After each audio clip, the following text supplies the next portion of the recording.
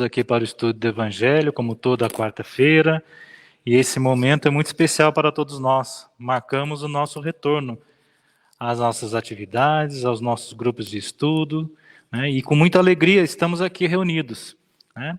Então, para a gente começar esses trabalhos, nós vamos fazer uma prece de abertura. Então, vamos todos nos concentrar, vamos fechar os olhos, vamos aliviar as nossas mentes das nossas preocupações. Vamos pensar em Jesus. Vamos pedir ajuda a esse plano espiritual maravilhoso, que Ele continue nos iluminando, nos ajudando, nos orientando e ajudando a continuar no caminho do bem. Pedimos ajuda para a nossa retidão de caráter, para a nossa melhoria na nossa reforma íntima e que todos sejamos abençoados. Que Jesus nos abençoe e proteja. Que assim seja. Hoje teremos 2 palestrantes. Hoje a dona Celina e o Edu estarão aqui com a gente fazendo as palestras, né? E nesse momento, então, vou passar a palavra para a dona Celina. Fique à vontade, dona Celina. Que a paz de Deus e o amor de Jesus possam nos envolver. Nós vamos hoje falar sobre obreiros da vinha. Obreiros da vinha é uma parábola que Jesus traz ensinamentos muito profundos para cada um de nós. Vamos ver. Primeiro nós vamos conhecer os personagens que vão compor esta parábola. Trabalhadores da vinha. É a mesma coisa dos obreiros da vinha. O pai de família, quem é? Deus. A vinha, o universo. Trabalhadores, todos os espíritos revestidos de corpo humano. Desde que eles chegaram na Terra, já são trabalhadores da seara de Jesus. Trabalho na vinha, trabalho no bem, reforma íntima, mexer com as nossas más inclinações e ir dando um rumo para elas. Foi por isso que chegamos até aqui, para tratarmos dessa reforma íntima. Esse que é o nosso trabalho na vida. As horas, qualquer período do tempo de encarnações. Quem quer que seja, qualquer hora que encarne aqui na Terra, já começa o seu horário de trabalho na vida. Salário, a felicidade. Quase muitas pessoas não querem essa felicidade, querem dinheiro. O que eu ganho com isso? Felicidade. Mas a felicidade a gente tem ou não, né? Nós temos sempre umas desculpas. Mas, na verdade, ninguém pode viver sem a felicidade, que é a saúde, o bem-estar. No decorrer de um só dia, são apresentadas diversas oportunidades de trabalho. Então, nós não temos desculpas de que não podemos trabalhar por tal hora não podemos. O dia inteiro está à nossa disposição para a busca de um trabalho na vinha do Senhor. Vamos conhecer agora as horas daquela época. Naquela época, a jornada de trabalho era de 12 horas. Então, a primeira hora era 6 horas da manhã. Terceira hora, 9 horas da manhã. A sexta hora era 12 horas, meio-dia. A nona hora, 15 horas, 3 da tarde. A 10ª hora, 17 horas, 5 horas da tarde. E a 1/10 hora, 6 horas. Era o fim de turno. Então, nesse período, a pessoa trabalharia 12 horas. O que hoje é diferente para nós, né? Com a evolução, vai diminuindo um pouco as cargas de trabalho. Então, Jesus disse assim: chegamos o tempo em que se cumprirão as profecias referentes à transformação da humanidade. Não é que esse tempo chegou, não. Não chegou nenhuma profecia agora. Já é um andamento do plano de Deus. Então, à medida que o ser humano vai evoluindo, vai encontrando as dificuldades. E as dificuldades vão sendo maiores, porque também o nosso espírito já está um pouco acostumado ao desprendimento espiritual e ao desprendimento das coisas da terra. Felizes serão aqueles que tiverem trabalhado na seara do Senhor com desinteresse, movido apenas por amor. Eu venho na casa espírita trabalhar para poder me projetar, para poder alimentar o meu ego, então não é por amor. Se não é por amor, então não tem valor nenhum diante de Jesus. Nós temos que vir trabalhar por amor ao amor. A sua jornada de trabalho será paga ao cêntuplo do que ele tinha esperado. Veja bem, Jesus disse assim que é 100 por 1 nessa vida. Então você faz um ato de amor com desprendimento, sem interesse, você recebe 100 vezes a mais. Olha que pagamento, quem faz isso? Só mesmo a misericórdia de Jesus que pode conceder esse privilégio para cada um de seus filhos que se propõe a trabalhar na sua seara.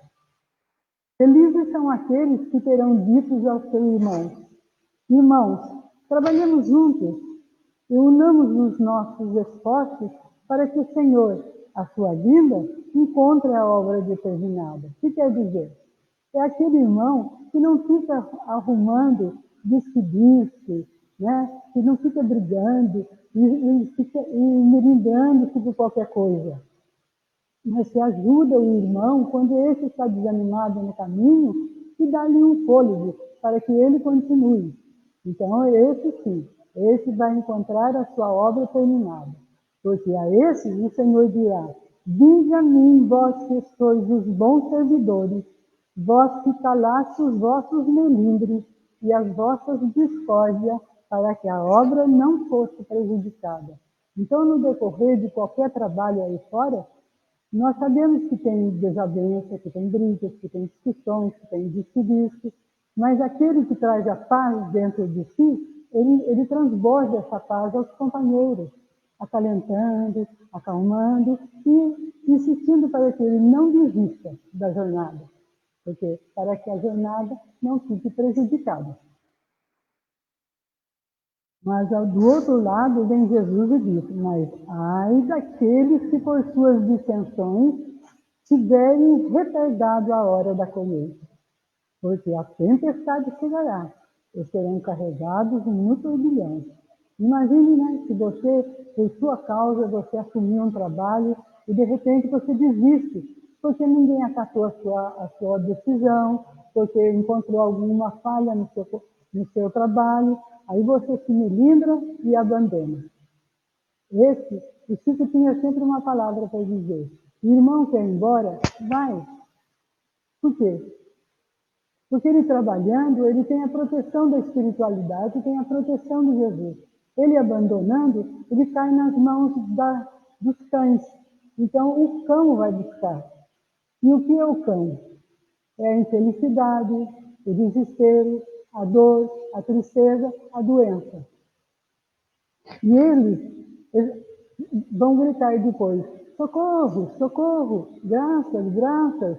Mas o Senhor lhe dirá: por que você me pede socorro se vós não tivesse piedade de vossos irmãos e vos recusastes a lhe estender as mãos, vós que esmagastes os fracos sem socorreres? Veja bem, se você abandona, você está largando um trabalho que você teve o privilégio de receber. E de repente você abandona por qualquer questão, por milindres, você está deixando as pessoas alheias. O que acontece? Você também não tem direito de pedir, porque você abandonou. Como que com direito você vem pedir se você não quis trabalhar na seara? Agora você vem pedir de frutos? Não, não é possível. Porque pedis graça, socorro, vós que procurastes a vossa recompensa nas alegrias da terra e na satisfação do vosso orgulho.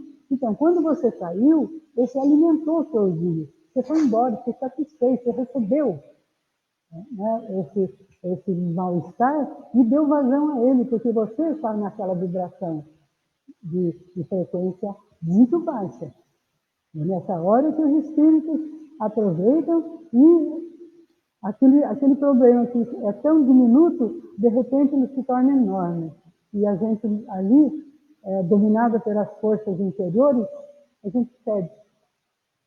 Então Jesus vem e diz, então, já recebeste a vossa recompensa, de acordo com a vossa vontade. As recompensas celestes são para aqueles que não tiveram pedido recompensa na terra. Como é que você vem pedir recompensa se você abandonou o serviço?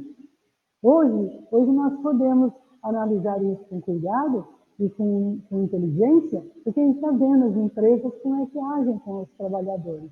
Se o trabalhador é bom, ele tem uma boa chance. Se ele não é um bom trabalhador, ele é louco coitado dessa empresa. Então, veja, hoje a gente começa a compreender. Então, Jesus usava essas palavras assim, com muito esforço, de muita dureza até parece, mas é para despertar o coração daqueles povos que eram muito rudes, que não compreendiam ainda. E hoje não, hoje nós já podemos assimilar e comparar. É bem isso que acontece nas grandes empresas quando o trabalhador é útil. Deus faz, nesse momento, o recenseamento dos seus servidores fiéis. O que quer dizer isso? Quer dizer que nós somos contados. Jesus já falou em outra parábola assim, os cabelos das suas cabeças estão contados. Então Jesus sabe que eu estou aqui nessa hora. E sabe que meus companheiros estão aqui dando esse suporte. Ai de mim, que fui convidado para vir para assumir uma tarefa aqui e eu abandonar. É semelhante àquele que vai lá na fila do banco e fica. De repente, ele por algum motivo, ele sai da fila. Ele sai e vai fazer algo. Quando ele volta, a fila já andou. Aqueles companheiros que estão ali imediatos também já se foram. Aonde ele vai encaixar? Não adianta reclamar, não, aqui não, porque na minha frente você não está, na minha frente você não está. Ele vai ter que ir no fim da fila. É isso que Jesus disse. Então, ele marcou com o seu dedo aqueles que têm apenas a aparência de devotamento, para que não usurpem o salário dos servidores corajosos. Ele não usurpará. Com Jesus, não. Porque Jesus não vê os feitos exteriores. Jesus vê os feitos interiores. Quanto de medida de energia eu estou colocando naquele trabalho que eu estou fazendo, que é um trabalho de amor. Porque é os bons servidores, esses que não recuam diante da sua missão.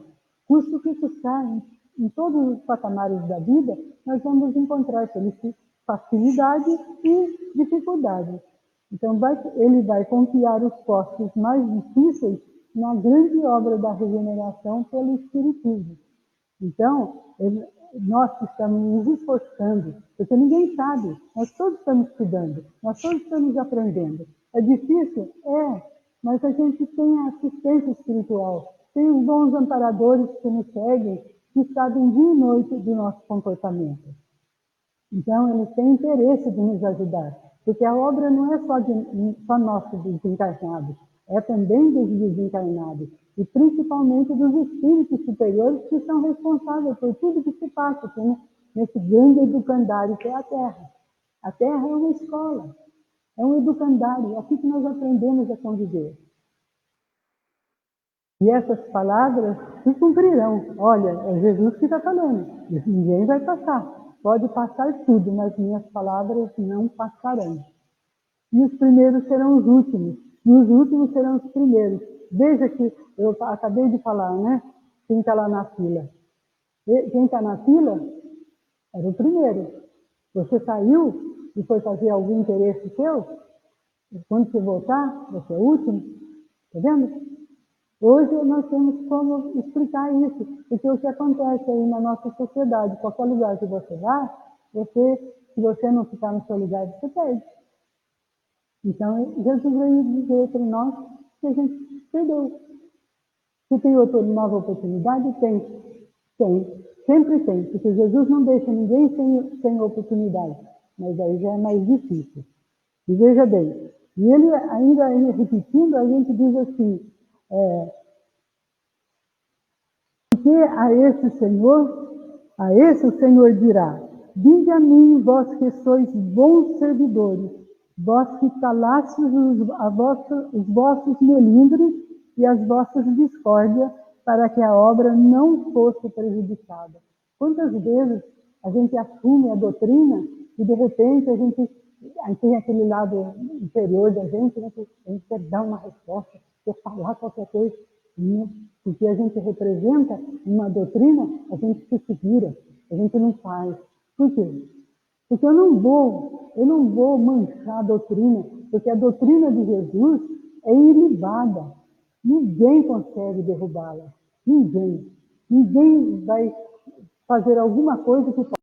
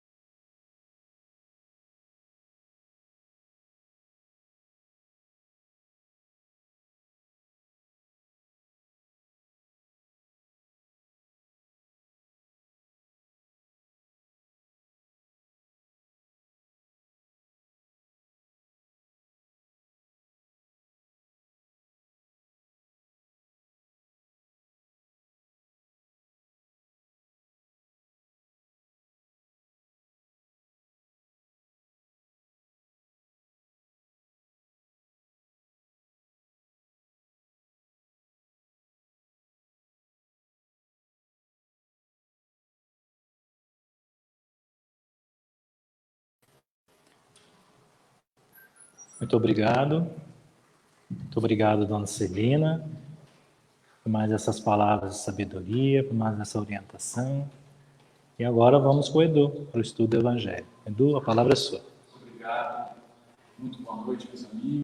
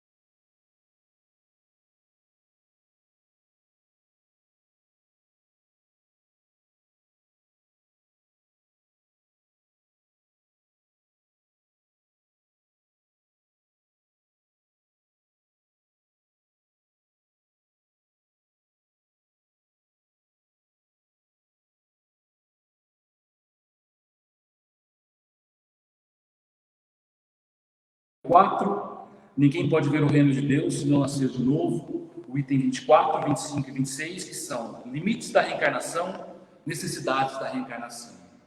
Uma pergunta que me fiz várias e várias vezes. Quantas vezes vamos reencarnar? E por que reencarnar?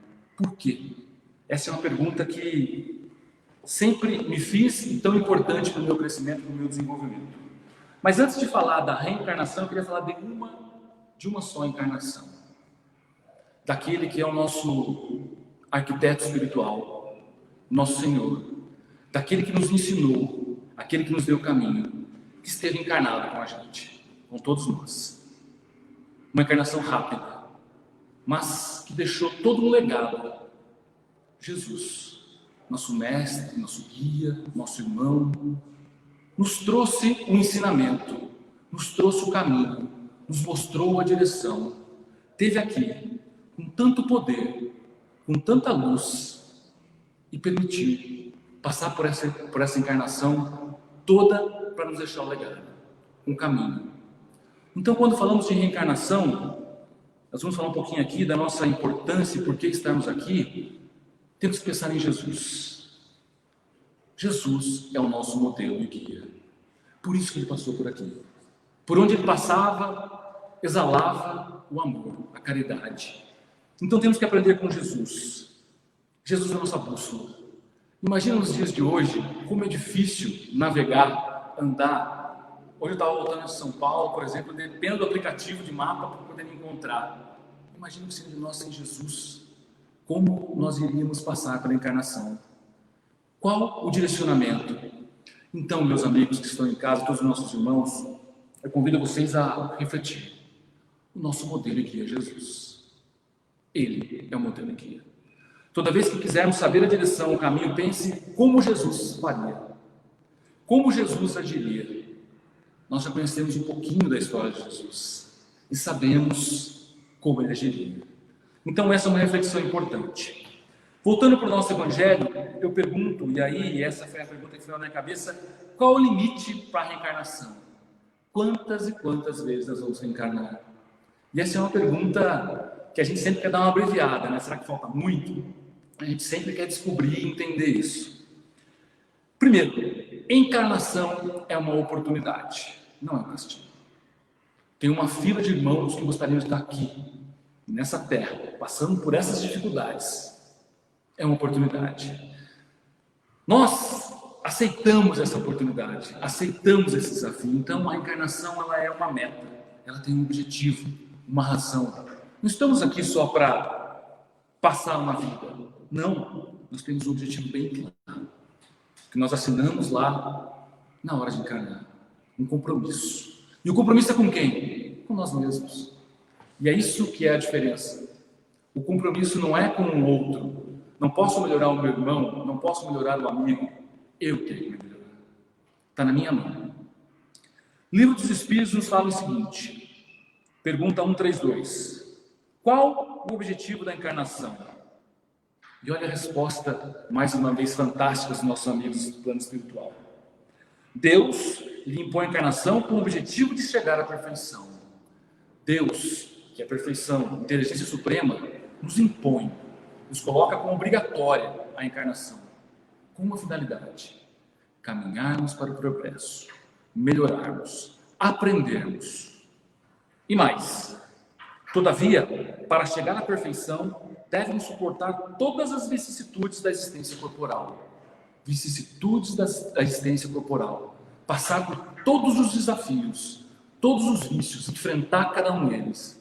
Enfrentar, persistir. Como na história da vinha. Trabalhar, dar o nosso melhor. Para poder vencer. Para poder vencer cada etapa e para poder continuar o progresso. Na pergunta 166, fala o seguinte. A alma, também o espírito encarnado, que não alcançou a evolução corpórea, como acaba de depurar-se? Então, como que esse espírito vai se depurar-se? E a resposta, mais uma vez, maravilhosa, é suportando a prova de uma nova existência. Então, como a gente vai se depurar? Passando por essa vida. Passando pelas dificuldades. Suportando as provas que encontraremos nesse caminho. E mais, depurando, a alma sofre sem dúvida uma transformação, mas para isso lhe é necessária a prova da vida material. É claro que nós iremos progredir, aprender na erraticidade, mas precisamos estar aqui, convivendo um com os outros, com as dificuldades, com as diferenças, para poder melhorar, para poder crescer, para aceitar o próximo, para aceitar nós mesmos, para aceitar as dificuldades, para agradecer antes de questionar. Isso é muito difícil. E é por isso que estamos aqui. Cada vez que eu me preparo para uma palestra dessa, eu fico pensando, nossa, como eu estou longe, como está difícil, como ainda falta muito. Porque realmente não é fácil. Depende de nós. Mas não é fácil. Mas estamos aqui para isso. Jesus é tão maravilhoso, Deus é tão maravilhoso que nos deu a oportunidade. Ficamos lá no plano espiritual, na radicidade, aprendendo a teoria, estamos aqui para implementar, para ter um teste prático. Tá certo que muitas vezes nós não conseguimos passar nesse teste, mas depende do nosso esforço, da nossa vontade, de como nós vamos enfrentar, de como. Desistir jamais. Jesus nunca desistiu de nós. Imagina lá atrás, no momento da crucificação, se ele desistisse de nós, de cada um de nós. Pelo contrário, ele estendeu a sua mão, ele deu a sua luz e serviu de exemplo para cada um de nós. Então, isso que nós precisamos pensar. Estamos aqui para evoluir, cada um de nós está num grau de evolução. E a gente precisa entender as diferenças. A gente precisa entender o outro. Cada um se complementa. Então esse é o motivo de eu estar aqui hoje nessa casa, nessa cidade, é o motivo de eu estar nesse planeta, nessa cidade, nesse país. Temos um porquê. Temos um porquê. Aruba Dutra tem uma palavra, tem uma história rapidinha, muito engraçada, que diz o seguinte: se você está encarnado e olha para o lado e vê um monte de gente complicada, difícil, você fala, meu Deus, um monte de dificuldade, agradeça a Deus, porque talvez você esteja ali para suavizar. Mas quando é o contrário, você está encarnado e olha para o lado e vê que todo mundo já está num grau, não tem tanto problema, não tem tanta dificuldade, pense bem, o problema pode ser você. Estamos mais atrasados na escola da encarnação, na escola da vida. Então, nós precisamos pensar. A encarnação nos dá a oportunidade, e por isso que reencarnamos, de experimentar as diferenças sociais. Vamos aproveitar e vamos aprender com a riqueza e com a pobreza.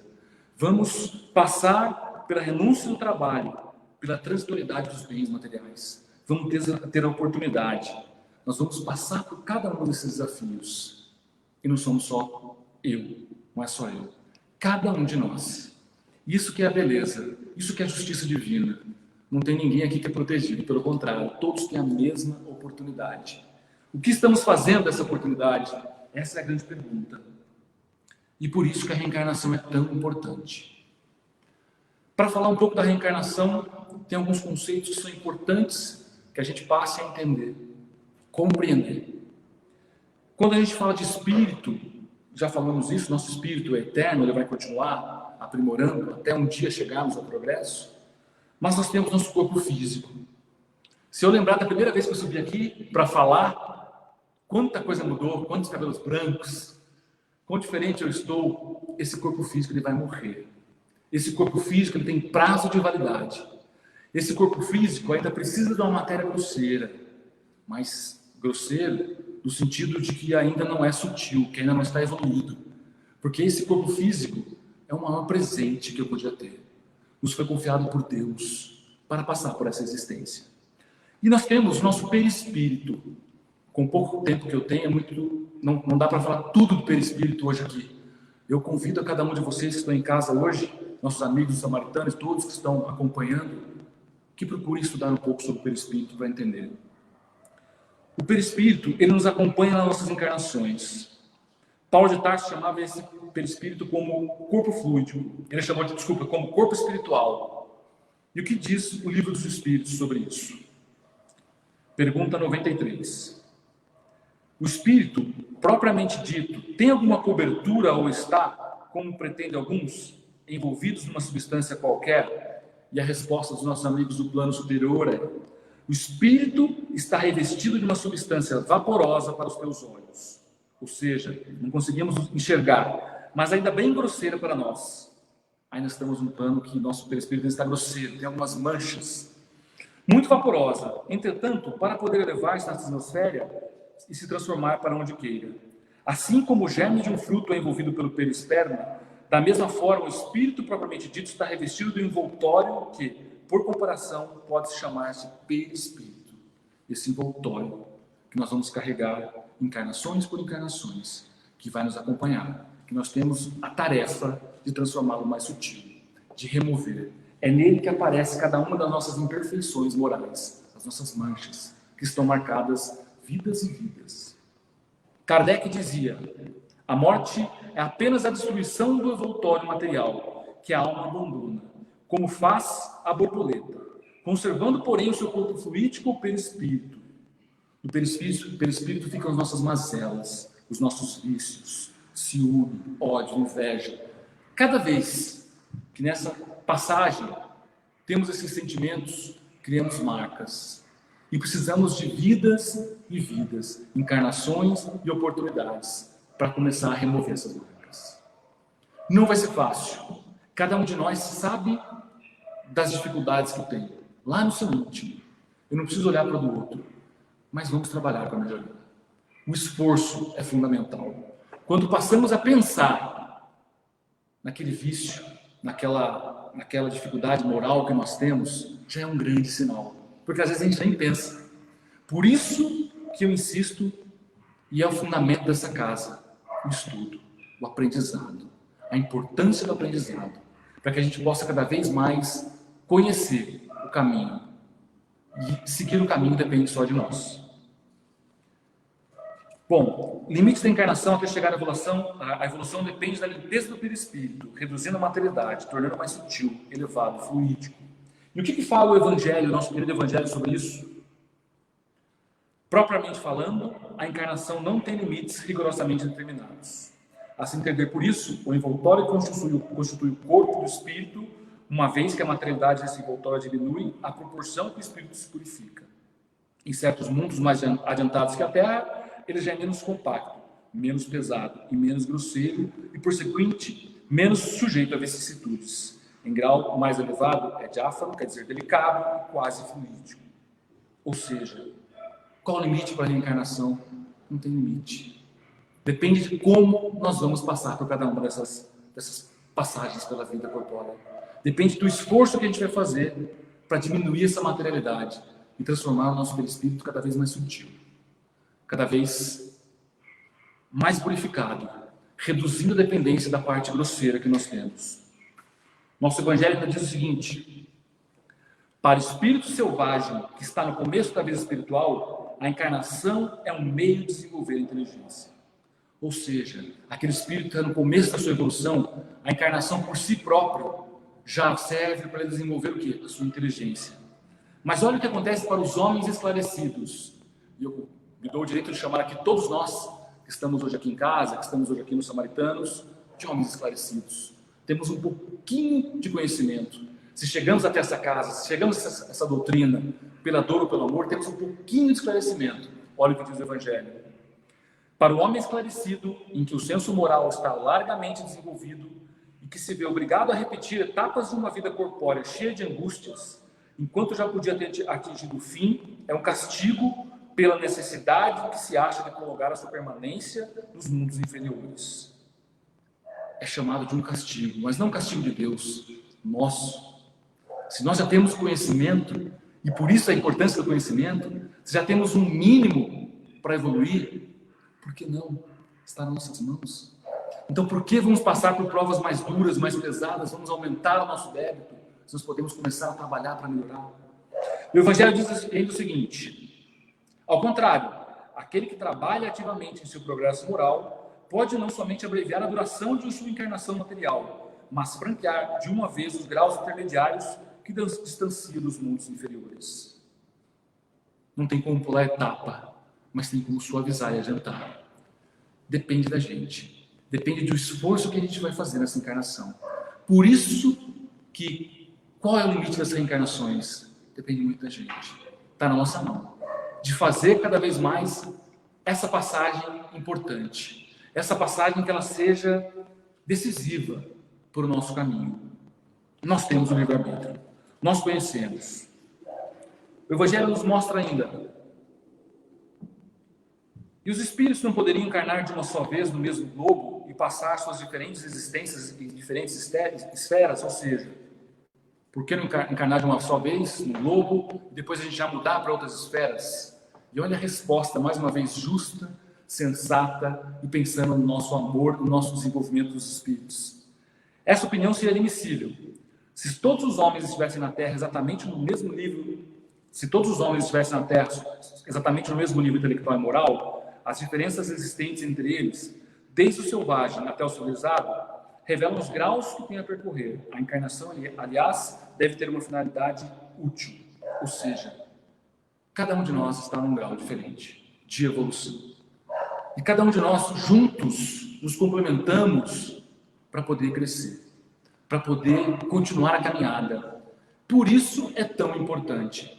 Por isso, cada vez que enfrentamos uma situação difícil, e eu tenho tentado trabalhar isso cada vez mais em mim, qual é a nossa atitude? Agradecer ou questionar? Confesso que muitas vezes eu questiono, muitas vezes eu não entendo, mas olha a oportunidade que nós temos de nos melhorar. Olha esse momento que estamos vivendo.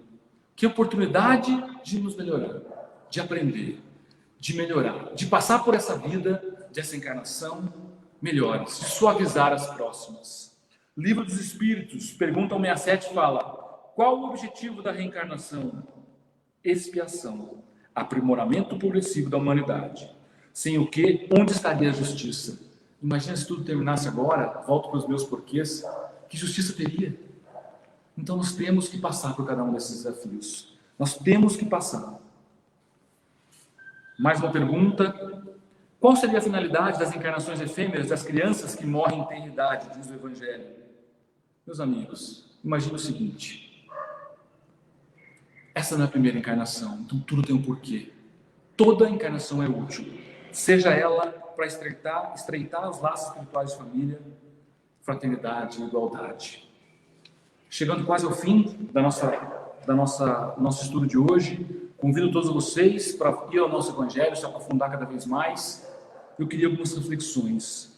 A primeira delas, pensando no nosso amigo Chico, que diz o seguinte: ninguém pode ter saúde física e mental sem limpar o coração das amarguras, sem ter consciência tranquila, sem deixar de sofrer pelos problemas do passado e sem perdoar a ignorância alheia. O momento é aqui agora. Estamos encarnados para isso. Como eu falei, deve ter uma fila querendo encarnar. Nós estamos aqui para evoluir. Vamos arregaçar as mangas, vamos trabalhar, vamos limpar os corações das amarguras, vamos buscar, trabalhar, fortalecer isso.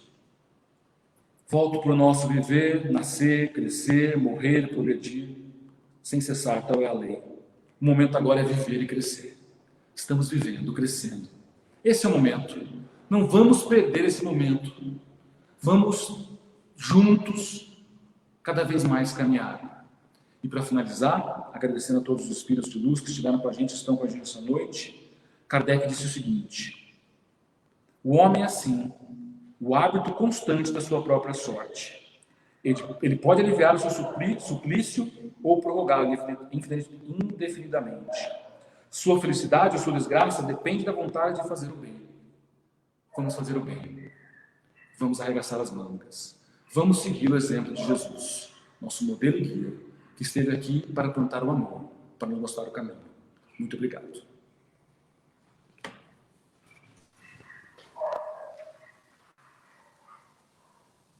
Muito obrigado, Edu, pelas sábias palavras, mas essa reflexão sobre a nossa reencarnação, o que fazer e por que fazer, né? Porque quando a gente está entendendo o que faz, a gente faz bem feito.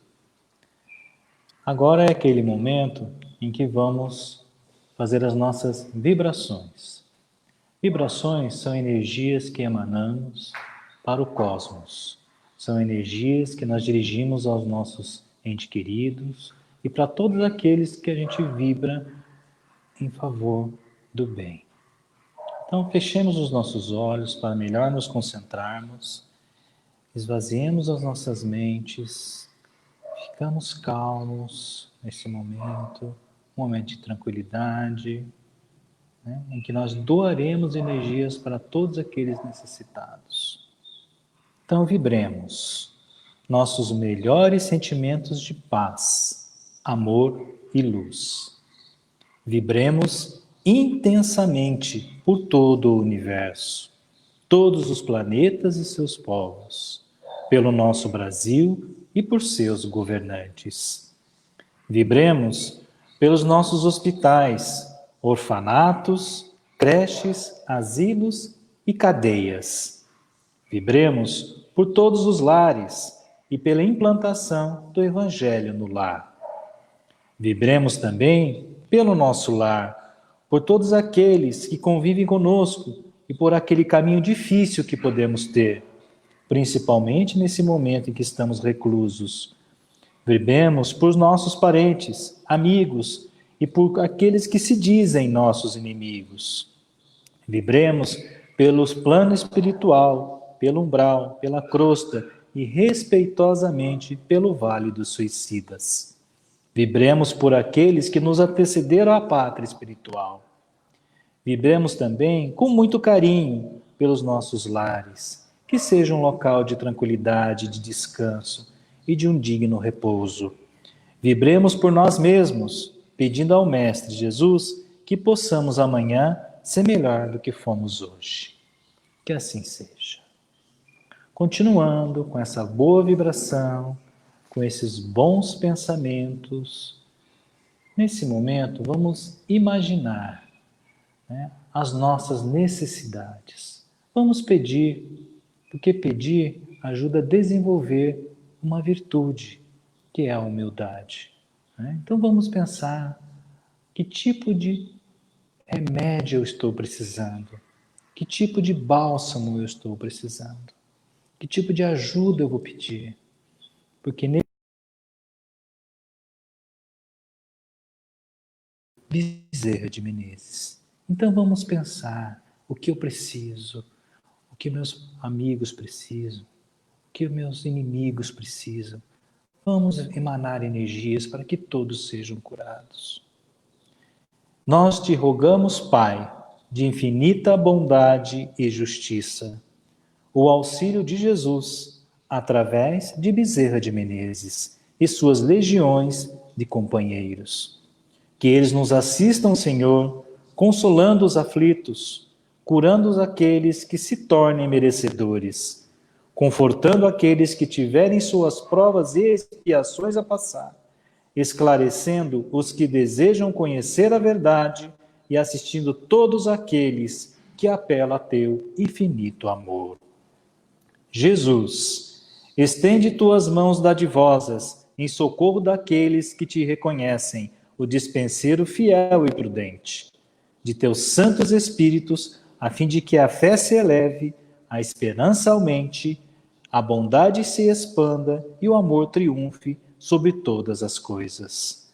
Bezerra de Menezes, apóstolo do bem e da paz, amigo dos humildes e dos enfermos, movimenta tuas falanges amigas em benefício daqueles que sofrem, sejam males físicos ou espirituais.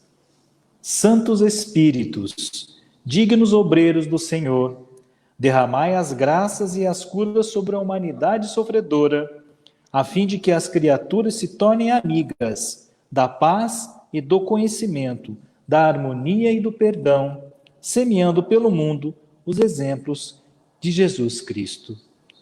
E que assim seja, que sejamos aliviados de nossas dores físicas, de nossas dores espirituais, que sejamos orientados para que continuemos no caminho da retidão e do bem. Que Jesus nos abençoe. Muito obrigado aos irmãos espirituais que estiveram conosco nesse momento de reflexão, de ensinamento, de orientação. E que possamos novamente retomar os nossos afazeres na casa samaritana de Jesus e voltar aos nossos estudos, porque estudando é que vamos aprimorar a nossa moral e nos avançar em nossa evolução espiritual. Bom, gente, então vamos chegando a esse momento de finalização de nossos trabalhos. Gostaríamos de agradecer a todos que estiveram participando conosco, aos palestrantes, a dona Celina, ao Edu, né, ao Mauro, que está aqui conosco, operando aí o sistema, o Flávio, Abreu, que está aqui conosco também, aos irmãos espirituais que nos ajudaram nesse momento, nos orientando, nos dando força, nos dando perseverança, e é assim que nós vamos continuar, nessa luta que a glória de Jesus nos abençoará. Muito boa noite a todos, e que continue no caminho do bem, hein? E quarta que vem, Estamos aqui novamente, gente. Esperamos todos aí. Boa noite.